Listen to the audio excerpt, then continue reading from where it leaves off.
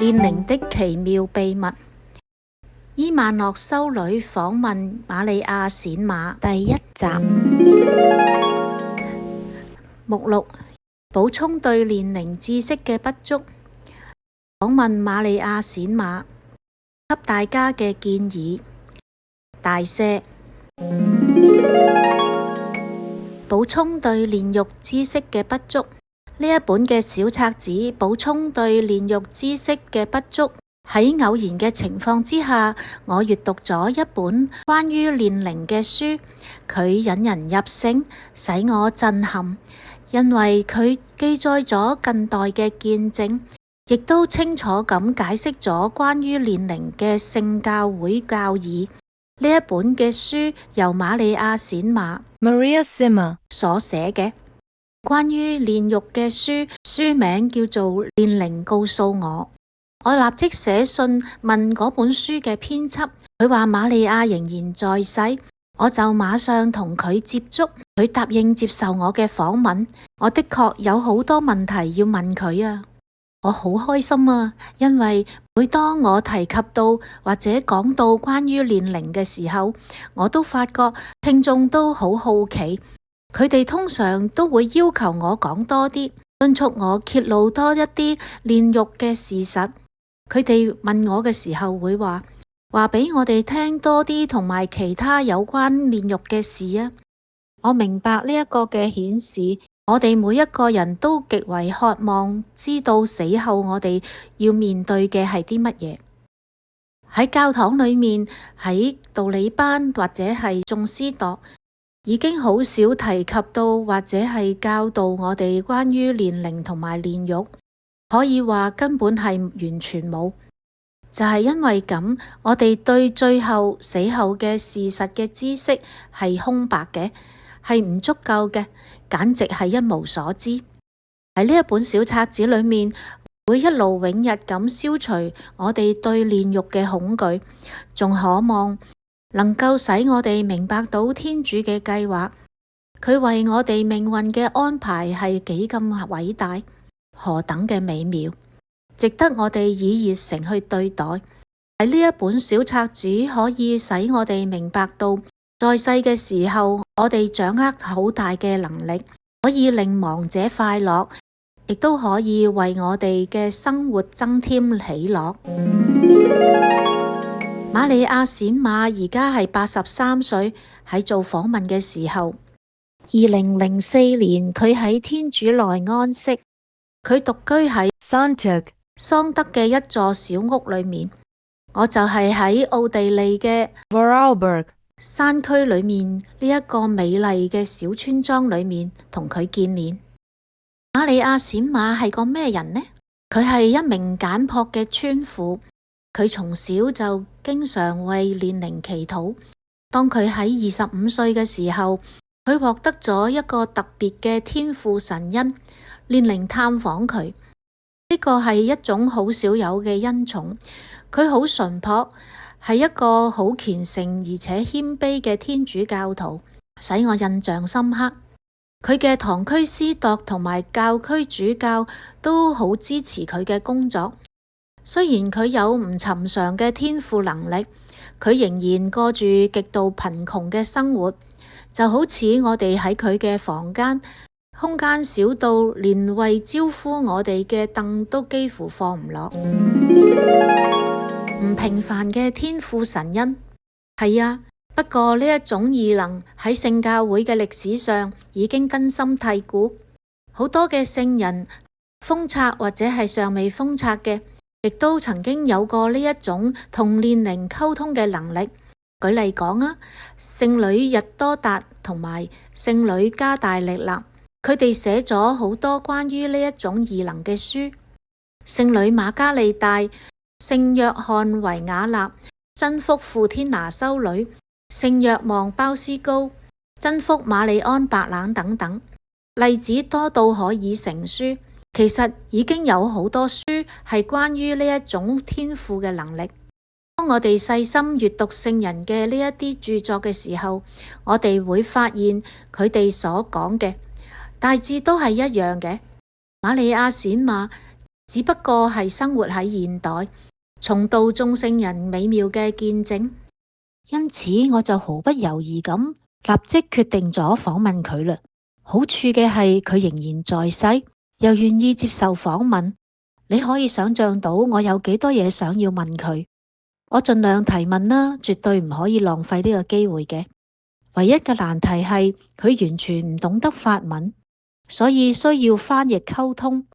為咗使呢本小冊子嘅簡潔，我總結咗幾部分瑪利亞嘅回答，另一個部分係以訪問嘅形式，用瑪利亞自己嘅說話翻譯之後嘅，記錄喺呢本小冊子裏面，中間加插咗我自己嘅評語。訪問瑪利亞閃馬，瑪利亞，你可唔可以話俾我哋聽，喺乜嘢時候年齡係第一次嚟訪問你嘅呢？當然可以啦。嗰陣時係1940年嘅晚上，大約係凌晨3至4點啦。我聽見有人入咗我嘅房間，因而我就醒咗過嚟。我四處咁望，睇下有邊個入咗嚟我嘅房間。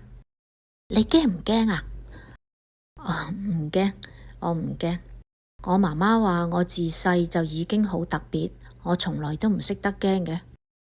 咁嗰晚，你話俾我哋聽啊！我睇見咗有一個陌生人，佢喺度來回咁樣踱步，我就好惡咁質問佢啦：你係點樣入嚟㗎？快啲走！但係佢係一路唔耐煩咁樣繼續喺我房間裏面踱步，佢好似聽唔到咁樣。我就再次咁問佢：你喺度做乜嘢啊？但係佢仍然唔答我。我就從床上邊跳咗起身，想要捉住佢，但係我只係捉到空氣，喺嗰度根本係冇嘢嘅。我就翻上床，但係又再次聽到佢來回踱步嘅聲。我真係一啲都唔明白，想翻床，佢冇再返嚟啦。但係我已經唔能夠再瞓返啦。第二日喺彌撒之後，我就將呢一切都話俾我嘅神師聽。佢話假如呢一件事再次發生嘅話，我唔好問你係邊個，我應該要問我可以為你做啲乜嘢。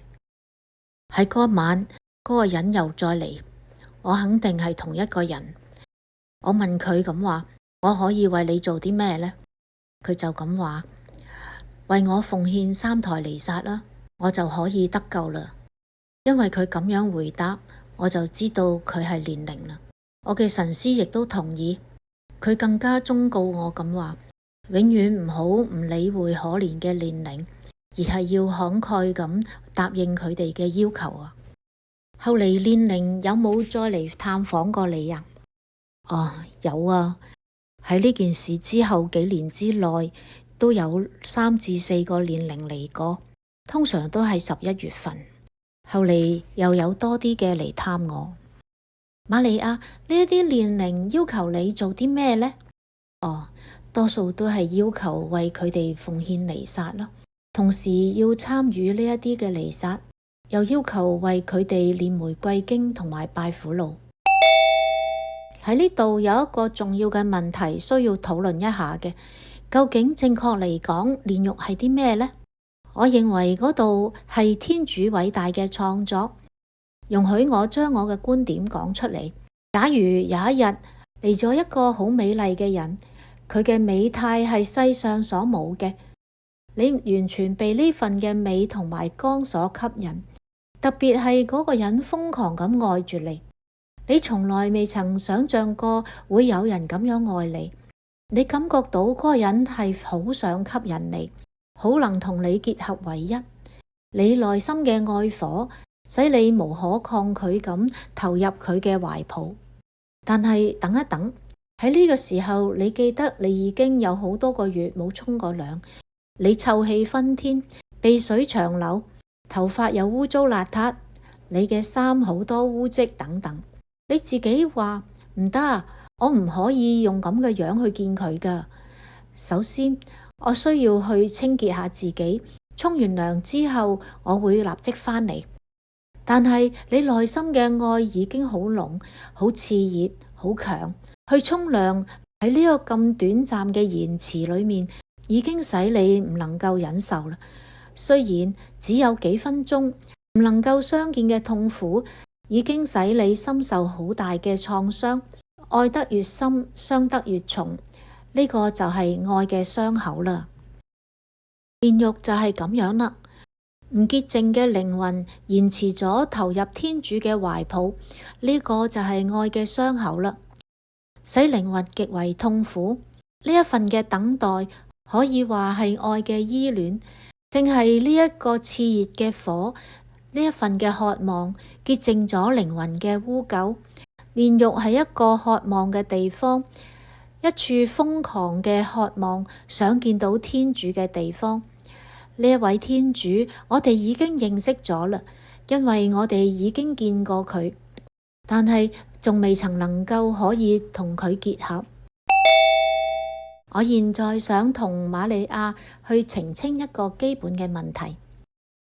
瑪利亞雖然受苦，煉靈有冇喜樂同埋希望嘅呢？有噶，冇一個靈魂想從煉獄裏面返到嚟世界上邊。我哋唔能夠想象佢哋所知道嘅事，佢哋決唔會想返到呢一個黑暗嘅世界裏面。就係因為咁，我哋可以知道喺世界上同喺煉獄裏面受嘅苦係唔同嘅。喺煉獄裏面雖然有無比嘅痛楚，但係煉靈確信佢哋肯定可以永遠同天主喺埋一齊。